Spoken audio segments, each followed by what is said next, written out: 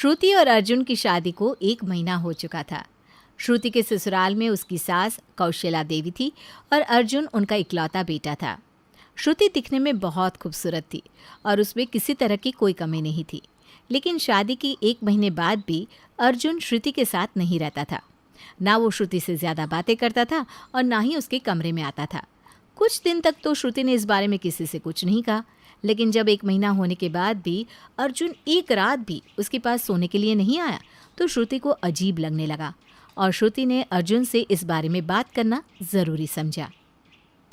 अर्जुन, अब हम पति पत्नी हैं, हमारी शादी हो चुकी है और आप अब भी अपने कमरे में सोने के लिए नहीं आते हैं। अरे शादी हो गई है तो ठीक है ना, मैंने कब कहा कि तुम मेरी पत्नी नहीं हो। मैं मानता हूँ ना तुम्हें अपनी पत्नी। ये क्या बात हुई अर्जुन, आप मुझे पसंद नहीं करती क्या? मैं आपको अच्छी नहीं लगती? अब इसमें पसंद ना पसंद करने वाली बात कहाँ से आ गई? अगर तुम मुझे पसंद नहीं होती तो मैं तुमसे शादी ही क्यों करता? तो फिर ये सब क्या है अर्जुन? शादी के 1 महीने बाद भी ना आप मुझसे ठीक से बात करते हैं, ना ही मेरे पास आते हैं। उसी वक्त वहाँ पर कौशल्या देवी आ जाती हैं। अर्जुन बेटा, चल आ जा, हम दोनों माँ बेटा अब साथ में खाना खाएंगे। ठीक है मम्मी, मैं आता हूँ। अरे आप कहाँ जा रहे हैं? मैं आपसे बात कर रही हूँ ना। क्या हुआ बहू? वो मेरा बेटा है, मेरे बुलाने से नहीं आएगा तो किसके बुलाने से आएगा? और तुम्हें कोई परेशानी है क्या अगर मेरा बेटा मुझसे बात करता है तो? नहीं नहीं मम्मी जी, वो बात नहीं है, लेकिन आप भी जानती है ना कि बहुत कुछ गलत हो रहा है। क्या गलत हो रहा है? साफ साफ क्यों नहीं कह देती? देखिए मम्मी जी, मेरी और अर्जुन की शादी हुई है, लेकिन अर्जुन अब भी आपके कमरे में आपके पास होते हैं, अपने बेडरूम में सोने के लिए नहीं आते। ये कुछ अजीब नहीं है? हे भगवान, कैसी बेशर्म बहू हो तुम। सास के सामने कोई इस तरह की बातें करता है? श्रुति, तुम्हें शर्म आनी चाहिए, मेरी माँ से इस तरह की बातें कर रही हो। ओके, आई एम सॉरी, मुझे माफ़ कर दीजिए, मैं आगे से ऐसा कुछ नहीं कहूँगी। और श्रुति वहाँ से परेशान होकर चली जाती है। अगले दिन सुबह के वक्त जब अर्जुन आराम से चेयर पर बैठकर चाय पी रहा था तो श्रुति उसके पास आती है। अर्जुन, आपसे एक ज़रूरी बात करनी थी। हाँ जल्दी बोलो, क्या बात है? मेरे पास तुम्हारी फालतू की बातें सुनने के लिए ज़्यादा वक्त नहीं है। अर्जुन, जब हमारी शादी होने वाली थी तो आपने कहा था कि आप एक प्राइवेट कंपनी में जॉब करते हैं, लेकिन आप तो पिछले 1 महीने से ऑफिस गए ही नहीं। अब तो आपकी शादी वाली छुट्टियां भी ख़त्म हो गई होंगी ना? हाँ, तो तुम्हें अच्छा नहीं लगता क्या? घर में बैठे बैठे कोई प्रॉब्लम हो रही है तुम्हें मुझसे? नहीं, ऐसी बात नहीं है अर्जुन, मैंने तो बस ऐसे ही पूछ लिया। आप ऑफिस जाना कब शुरू करेंगे? तभी वहाँ पर कौशल्या देवी आ जाती हैं। अरे बहू, तुम्हें मेरे बच्चे से परेशानी क्या है? पति है तुम्हारा, आराम से बैठा हुआ अच्छा नहीं लगता क्या? मम्मी जी, मैंने कब कुछ कहा? मैं तो बस इतना पूछ रही हूँ कि अर्जुन ऑफिस जाना कब से शुरू करेंगे, क्योंकि 1 महीने से मैंने उन्हें एक दिन भी ऑफिस जाते हुए नहीं देखा। हाँ, तो उसने अपनी शादी के लिए छुट्टी ले रखी थी। ठीक है मम्मी जी, लेकिन 1 महीने की छुट्टी किसे मिलती है? और मैं भी तो वही जानना चाहती हूँ कि अर्जुन की छुट्टियाँ कब ख़त्म हो रही है। देखो बहू, अब मैं तुम्हें साफ साफ बता देती हूँ, अर्जुन की छुट्टियाँ ख़त्म होने वाली नहीं है, क्योंकि मैंने उससे कह दिया कि वो नौकरी छोड़ दे। क्यों मम्मी जी, अर्जुन को नौकरी क्यों छोड़नी है? और अगर वो नौकरी छोड़ देंगे तो घर कैसे चलेगा? अरे तुझे इस बात की चिंता करने की ज़रूरत नहीं है, घर चलाने की जिम्मेदारी मेरी है। लेकिन मेरा बेटा रोज़ रोज़ ऑफिस जाकर परेशान हो जाता है, शाम को थका हुआ घर आता है। यह सब मुझे अच्छा नहीं लगता। लेकिन मम्मी जी, दुनिया के सारे लोग नौकरी करते हैं, इस पे गलत क्या है? लगता है तू तो अपने पति के दुश्मन है, दुश्मन। अब तुझे अर्जुन से कोई प्यार नहीं तो क्या हुआ, मुझे तो मेरा बेटा बहुत प्यारा है। चल बेटा, हम दोनों वॉक पर चलते हैं। ठीक है मम्मी, हम दोनों साथ में घूमने चलते हैं। अर्जुन, 1 मिनट, आप मेरे साथ ऐसा नहीं कर सकते, आपको नौकरी करनी ही होगी।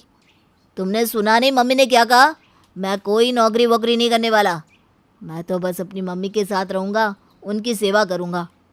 अगर आप ऐसा करेंगे अर्जुन, तो हमारे पास पैसे कहाँ से आएंगे? हमारी ज़िंदगी कैसे चलेगी? मम्मी है ना, उन्होंने कहा कि वो सब संभालेगी, तो मुझे चिंता करने की कोई ज़रूरत नहीं है। तुम जाओ और अपना काम करो, और हाँ, दोबारा ये सब बात करने की कोई ज़रूरत नहीं है। श्रुति अर्जुन से बहुत परेशान हो चुकी थी, लेकिन अभी तक उसने इसके बारे में किसी को कुछ बताया नहीं था। एक दिन श्रुति को अपने मायके जाना था। अर्जुन, शादी के बाद मैं एक बार भी मम्मी पापा से मिलने नहीं गई हूँ। मुझे अपने मायके जाना है। प्लीज़ आप भी तैयार हो जाइए ना। अरे मायका तुम्हारा है, इसमें मेरे बेटे को तैयार होने की क्या ज़रूरत है? लेकिन मम्मी जी, वो मेरे साथ जाएंगे ना। मैं पहली बार वहाँ जा रही हूँ। अगर अकेली गई तो मम्मी पापा क्या सोचेंगे? अरे जो सोचना है सोचने दो। मैं भला तुम्हारे साथ क्यों जाऊँगा? मैं अपनी मम्मी के पास रहूँगा। मेरा प्यारा बच्चा, वैसे भी ना बाहर धूप में जाएगा तो गर्मी लग जाएगी। तू अकेली जा बहू, अर्जुन को यहीं रहने दे। उसे इतनी गर्मी में बाहर जाने की आदत नहीं है। मम्मी जी, ये सब क्या हरकत है? अर्जुन की शादी हो चुकी है। वो कोई दूध पीता हुआ बच्चा नहीं है जो बाहर की धूप में भी नहीं जा सकता। और मुझे मेरे मायके लेकर जाना उनकी जिम्मेदारी है। अभी से मेरे बच्चे के कंधे पर जिम्मेदारी का बोझ रखने की कोशिश मत कर बहू। वो मेरा इकलौता बेटा है, मेरा लाडला, मेरे कलेजे का टुकड़ा। और अगर वो कहीं नहीं जाना चाहता तो नहीं जाएगा। तुम्हें जाना है तो जाओ। मम्मी जी, ये सब ना आप लोग ठीक नहीं कर रहे हैं। अगर तुम्हें इतना ही बुरा लगता है तो तुम अपने घर पर जाकर रहो ना। मैं तो तुम्हें कभी वापस बुलाने के लिए भी नहीं आऊँगा। अरे क्यों अपने घर जाकर रहेगी? शादी हुई है इसकी मेरे बेटे से, ऐसे वापस तो आना ही पड़ेगा।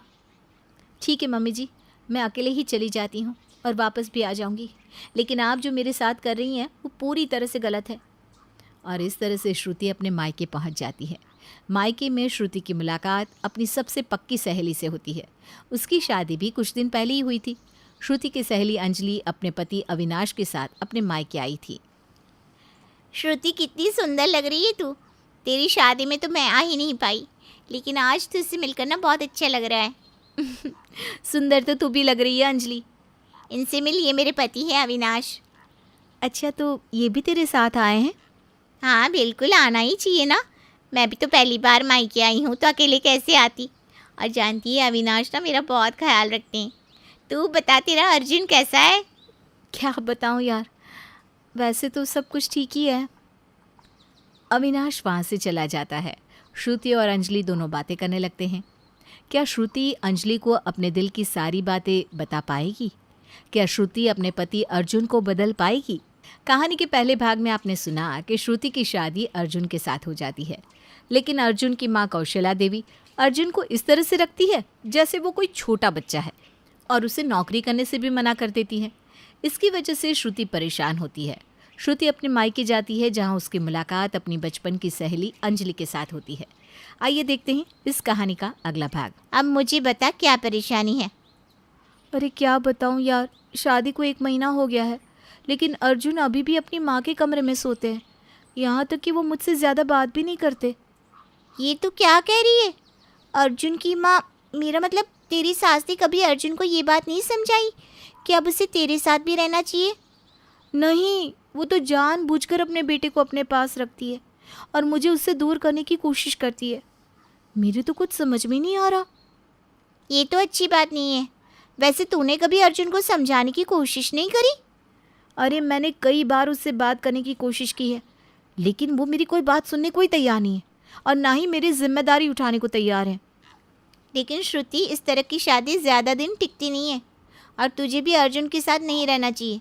मेरे हिसाब से तुझे उससे अलग हो जाना चाहिए। तू जानती है ना अंजलि, शादी के बाद अपने पति से अलग होना बहुत बड़ी बात होती है। मेरे माँ बाप कितने दुखी होंगे इस बात से। अभी कुछ दिन पहले उन्होंने मेरी और अर्जुन की शादी करवाई है और मैं उससे अलग हो जाऊंगी। कितने दुखी हो जाएंगे। लेकिन पूरी ज़िंदगी भी तो तू ऐसे लड़के के साथ नहीं रह सकती ना, जो अपनी माँ के पल्लू से बंधा हुआ है। तो फिर मैं क्या करूं? मेरी तो कुछ समझ में ही नहीं आ रहा। तुझे कुछ ऐसा करना चाहिए ताकि अर्जुन को इस बात का एहसास हो कि तू उसकी पत्नी है। ऐसा नहीं हो सकता। मैंने कई बार उनसे बात करने की कोशिश की, लेकिन वो कुछ भी सुनने और समझने को तैयार नहीं है। तू चिंता मत कर, मेरे पास एक बहुत अच्छा आइडिया है। कैसा आइडिया?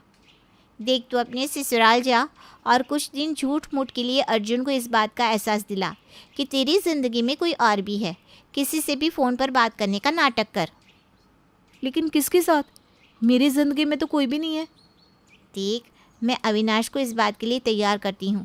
जब अर्जुन बार बार तुझे अविनाश के साथ दिखेगा ना तो उसे अपने आप जलन होगी और ये जलन उसे उसकी जिम्मेदारी का एहसास कराएगी। मैं अविनाश को तुझसे मिलने के लिए भेज दिया करूँगी, तुझे बस उसके साथ नाटक करना है। अरे लेकिन अविनाश इस बात के लिए तैयार हो जाएगा? अपनी दोस्त के लिए वो इतना तो कर ही सकता है ना।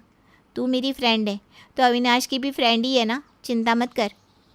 इस तरह से श्रुति और अंजलि अर्जुन को सबक सिखाने का प्लान बनाते हैं और श्रुति अपने ससुराल वापस आ जाती है। अब श्रुति अर्जुन की परवाह करना बंद कर देती है। एक दिन सुबह के वक्त, अर्जुन, मम्मी जी मैं फ़िल्म देखने जा रही हूँ, शाम तक लौट आऊँगी। फिल्म देखने जा रही हो? ठीक है, अकेले ही जाओ। मेरा बेटा तो तुम्हारे साथ जाएगा नहीं, उससे तो आज मुझे अपनी किटी पार्टी में लेकर जाना है। हाँ मम्मी जी, मैं भी यही चाह रही थी कि अर्जुन आपके साथ ही जाए। एक्चुअली ना मैं भी किसी के साथ प्लान बना चुकी हूँ। लेकिन किसके साथ? यहाँ तो तुम्हारा कोई दोस्त भी नहीं है। अरे है ना, आपको नहीं पता तो क्या हुआ, अभी थोड़ी देर बाद आएगा, आप खुद देख लेना। थोड़ी देर के बाद अविनाश बाइक लेकर श्रुति को लेने के लिए आता है। कौशल्या और अर्जुन दोनों ही श्रुति और अविनाश को साथ में जाते हुए देखते हैं और उनके जाने के बाद, अरे मम्मी ये क्या बात हुई? श्रुति ऐसे किसी और के साथ मूवी देखने चली गई? मैं उसका पति हूँ। अरे तू क्यों चिंता करता है बेटा, तेरी माँ तेरे साथ है ना, चल तू मेरे साथ। अगले दिन शाम के वक्त अविनाश फिर से श्रुति के घर आता है। हाय श्रुति, कैसी हो? मैंने आज रात की लेट नाइट शो के टिकट्स बुक करवाए, चलो हम साथ में चलते हैं। अरे लेकिन तुम हो कौन? अर्जुन, आपको इससे क्या मतलब? वो कौन है? वो मेरा दोस्त है, मैं उसके साथ शो देखने जा रही हूँ। एक बार फिर से श्रुति और अविनाश वहाँ से चले जाते हैं। अब अर्जुन को धीरे धीरे इस बात का बुरा लगने लगता है। एक दिन शाम के वक्त जब श्रुति घर लौट कर नहीं आई तो अर्जुन बेचैन होने लगा। अरे क्या बात है, क्यों यहाँ से वहाँ भटक रहा है? आराम से बैठ क्यों नहीं जाता? जा मेरे लिए चाय बना कर ला। मम्मी आजकल हर दिन श्रुति उस अविनाश नाम के लड़के के साथ घूमने जाती है और मुझे ये सब अच्छा नहीं लगता। अरे तो जाने देना, तेरे पास तेरी माँ है ना, तुझे किस बात की परवाह? अब तो कुछ भी नहीं समझती माँ। इस तरह मेरी बीवी किसी और के साथ घूमे मुझे बिल्कुल अच्छा नहीं लगता। देर रात श्रुति घर लौट कर आती है और अपने कमरे में जाकर फ़ोन पर अविनाश के साथ बात करने का नाटक करने लगती है। हाय, कैसे हो? तुमसे मिलकर ना मुझे बहुत अच्छा लगता है, ऐसा लगता है जैसे मेरी ज़िंदगी कितनी खूबसूरत है। उसी वक्त अर्जुन कमरे में आता है। अर्जुन को वहाँ पर देखकर श्रुति चौंक जाती है। किससे बात कर रही हो तुम फ़ोन पर? मैं पति हूँ तुम्हारा। मेरे रहते तुम किसी और के साथ घूमने फिरने जाती हो, तुम्हें शर्म नहीं आती? अरे, आप आज इस कमरे में क्या कर रहे हैं अर्जुन? आपको तो अपनी माँ के पास जाना चाहिए। क्यों? तुम मेरी पत्नी हो, मैंने तुमसे शादी की है और इस नाते इस कमरे में रहने का अधिकार मुझे भी है। अर्जुन की बात सुनकर श्रुति मन ही मन मुस्कुराने लगती है। उसे समझ में आ जाता है कि अंजलि और उनकी प्लानिंग का असर अब अर्जुन पर हो रहा था। लेकिन अर्जुन, एक बात कहूँ, अब आप मुझे पसंद नहीं है। ना तो आप नौकरी करते हैं और ना ही मेरे साथ टाइम स्पेंड करते हैं, इसलिए मैंने सोच लिया है कि मैं अविनाश के साथ रहने के लिए चली जाऊंगी। लेकिन मैंने तुमसे शादी की है, तुम ऐसे किसी और के साथ नहीं रह सकती। लेकिन मैंने अपना डिसीजन ले लिया है और मैं अब अपना फैसला नहीं बदलने वाली। उस रात अर्जुन श्रुति के साथ उसी कमरे में सोता है। अगली सुबह जब श्रुति सोकर उठती है तो देखती है कि अर्जुन ऑफिस के लिए तैयार हो रहा था। अरे क्या बात हो गई, कल रात को तुम मेरे कमरे में भी सोने नहीं आया और अब सुबह सुबह ऑफिस के लिए तैयार क्यों हो रहा है? इस श्रुति ने तेरे ऊपर कोई जादू टोना तो नहीं कर दिया? कोई जादू टोना नहीं किया मम्मी, लेकिन मुझे अपनी जिम्मेदारी समझनी होगी। मेरी शादी हो चुकी है और मुझे अपनी पत्नी के खर्चे और अपना घर चलाने के लिए नौकरी करनी पड़ेगी। ज़रूर ये तेरी बीवी का ही काला जादू है जिसकी वजह से तू नौकरी करने जा रहा है, वरना मेरे बेटे को ऑफिस में जाकर नौकरी करने की क्या ज़रूरत? जब पत्नी अपने पति का साथ देने को तैयार नहीं तो मुझे तो कुछ करना पड़ेगा ना। वैसे भी श्रुति ने मुझे छोड़ने का फैसला ले लिया है। माँ, कम से कम नौकरी करके मैं अपना मन तो लगा सकता हूँ। उसी वक्त श्रुति वहाँ पर आती है। आई एम सॉरी अर्जुन, लेकिन मैंने आपसे जो कुछ भी कहा था वो सब झूठ था। मैं बस आपको आपकी जिम्मेदारियों का एहसास दिलाना चाहती थी और इसीलिए मैंने अविनाश के साथ ये सब करने का नाटक किया। माफ़ी तो मुझे मांगनी चाहिए श्रुति, मेरी गलती थी, लेकिन आज के बाद ऐसा कभी नहीं होगा। मैं तुम्हें अपनी पत्नी की तरह रखूँगा